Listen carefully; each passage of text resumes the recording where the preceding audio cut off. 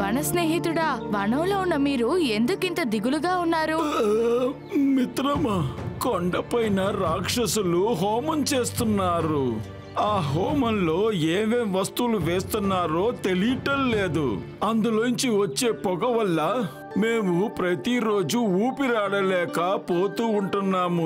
ఏం చేయాలో అర్థం కావట్లేదు. సహోదరులారా, ఆయన చెప్పేది కొండపైన రాక్షసులు హోమం చేయడం వల్ల వచ్చిన పొగ వల్ల జంతువులు శ్వాస తీసుకోలేకపోతున్నాయట. మనం వాటికి సహాయం చేద్దాం. తప్పకుండా నకులా, కానీ సహాయం చేయడానికి ముందు మనం వీళ్ళకి వైద్యం చేయాలి. మిత్రమా, మీ సమస్యని మేము పరిష్కరిస్తాం. ముందు మీరు మిగతా జంతువుల్ని ఈ చోటుకొచ్చి కలుసుకుందామని చెప్పండి. మీ అందరికీ నేను ఔషధం తయారు చేస్తాను. ఏదైతే సరిపడుతుందో అదే చెయ్యండి. మిత్రులారా, వన ప్రాణులకి శ్వాస దెబ్బతింది. వాళ్ళకి సాయం చేయడానికి ఈ మూలిక మాకు చాలా అవసరం. మీ అందరికీ ఒక విన్నపం, ఈ మూలిక ఎక్కువ మోతాదులో మీరు తీసుకొని రండి. ఆపండి మిత్రులారా, మనం ఆశ్రమంలో ఉండేవాళ్ళం. ఈ పని మనం చేయాల్సింది కాదు. నేను హస్తినాపురానికి యువరాజుని, దురదరాష్ట్రుడి పుత్రుడు దుర్యోధనుడిని. ఇలాంటి పనులన్నీ మేము చెయ్యము. అవును, మేము ఖచ్చితంగా ఈ కార్యాన్ని చెయ్యం. మిత్రమా, ఏమైంది? ఈ బాలకుడు ఎందుకు ఆగిపోయాడు? మిత్రమా, తనొక అహంకారి. ఆశ్రమంలో ఉన్నా కూడా అందరూ తన వెనకే వెళ్తున్నారు. మీరేం దిగులు పడకండి, మేము 5గురం కలిసి అన్ని తయారు చేస్తాం. ఏం చేస్తున్నావు? ఏం చేస్తున్నావు? మా అన్నయ్యని వదిలిపెట్టు. మా అన్నయ్యని వదిలు.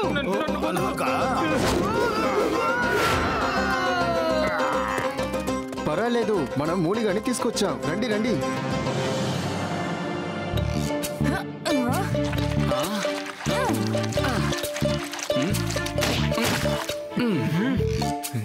నేను హస్తినాపురానికి యువరాజుని, కానీ ఈ నకులుడు ఆ జంతువుతో నన్ను గుద్దలా చేశాడు.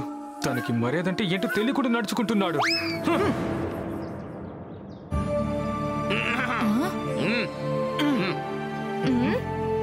తీసుకో.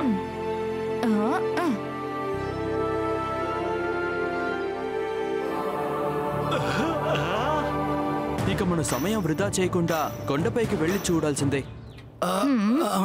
మీరందరూ నా వీప్ మీద కూర్చోండి. మిమ్మల్ని నేను త్వరగా ఆ కొండ చివరికి తీసుకువెళ్తాను.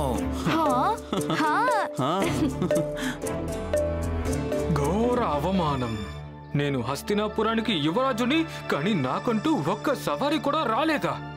వనప్రాణి మహారాజనే ఆలోచన అతనికి మళ్ళీ మొదలైంది. అతను సవారీ చేయాలని కోరుకుంటున్నాడు. మమ్మల్ని దింపేసి అతన్ని తీసుకువెళ్ళండి, మేము నడిచొస్తాం. అన్నయ్య, ఈ అడవి మనిషికి మీ విలువేంటో బాగా అర్థమైనట్టుంది. అందువల్ల మిమ్మల్ని తీసుకువెళ్ళడానికి స్వయంగా వచ్చాడు.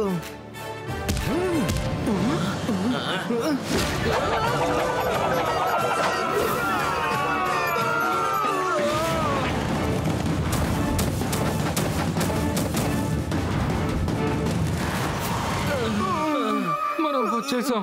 ఆశ్రమానికి వెళ్దాం. వెళ్ళి గురుగారిగా చెప్దాం, నకులుడు ఇక్కడ మనల్ని బాగా ఇబ్బంది పెట్టాడని. పదండి, వెళ్ళి ఆ రాక్షసుడి హోమాన్ని నాశనం చేద్దాం. భీమన్న, కొంచెం ఓపిక పట్టండి. మన ముందు హస్తినాపురం యువరాజు ధృతరాష్ట్రుని కుమారుడు దుర్యోధనుడున్నాడు. తను చేసిన తప్పుకి అవమానం ఎదురు చూస్తుందన్నయ్య. మళ్ళీ వద్దు, ఈసారి యువరాజు వచ్చి మనల్ని దర్శించుకుంటాడు. అన్నయ్య దుర్యోధన, ఈ సందర్భాన్ని మీరు వదులుకోకండి. పాండవులే ఎప్పుడు ప్రశంసలు పొందుతున్నారు. ఈసారి సందర్భం మిమ్మల్ని వెతుక్కుంటూ వచ్చింది. మీరు ముందుకు సాగండి. ఈ రాక్షసులందరినీ అంతం చేసి రండి. ఆక్రమించండి.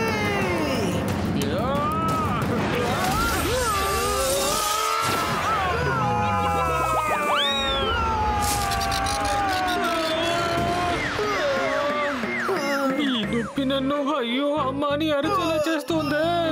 ఈ నకులుడు మనతో బాగా ఆడుకుంటున్నాడన్న విషయం మాత్రం నాకు బాగా అర్థమైంది. సహాదేవ, నువ్వు అనుమానించింది నిజమైంది. ఈ రాక్షసులు వాళ్ళకి కావలసిన సురక్షితమైన అన్ని విషయాలు చేసుకున్నారు. మనం ఎలాగైనా సరే ఈ గోడని ధ్వంసం చెయ్యాలంతే.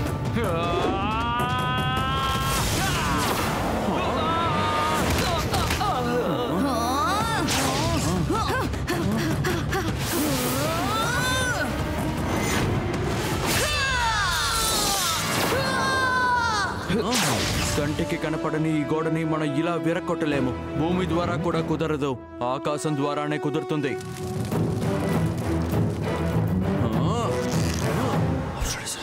వర్షపు బాణం!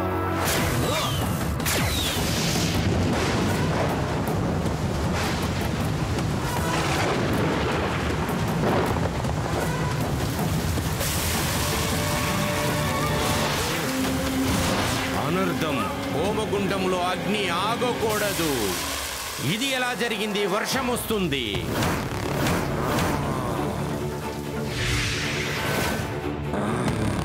బాలకులారా, మీరెందుకు నా అగ్నిని ఇలాగా ఆర్పేశారు? మీ అగ్ని వల్ల మాకు ఎటువంటి ఆక్షేపణ లేదు. కానీ మీరు ఆపకుండా జరిపే ఈ హోమం వల్ల వచ్చేటటువంటి ఆ పొగే ఇక్కడున్న ఎన్నో జీవరాశులకు బాధను కలిగిస్తోంది. వారి ఆరోగ్యం రోజురోజుకు చాలా క్షీణిస్తోంది. వారి కష్టాన్ని దూరం చేయడం కోసమే మేము ఈ హోమాన్ని ఆపడానికి వచ్చాం. అసంభవం. నేనే రాక్షసుడు అగ్నిగుండాన్ని. అగ్నిని వశపరుచుకోవడానికి ఈ అగ్ని యజ్ఞాన్ని చేస్తున్నాను. ఈ అగ్ని వస్తువులు మా హోమానికి చాలా ముఖ్యమైన వస్తువులు. అవి లేకుండా మేము ఆ హోమాన్ని చేయలేము. మీ ప్రాణాలు కావాలనుకుంటే దయచేసి ఇక్కడి నుంచి పారిపోండి. అంటే మీరు ఏది ఏమైనా సరే హోమాన్ని మాత్రం ఆపరు, అంతేగా? ఇక పదండి సోదరులారా, మనం వెళ్ళి మన యుద్ధాన్ని కొనసాగిద్దాం.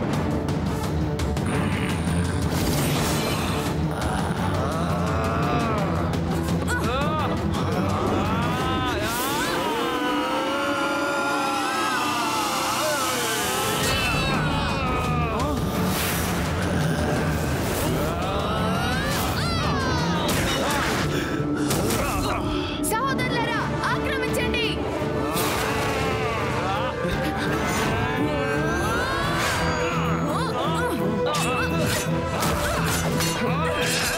సహోదరులారా, మీరు మీ పనిలో బాగా దృష్టి పెడుతున్నారు.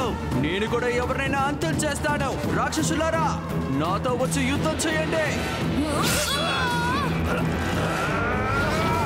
ధన్యవాదాలు. రా, రా.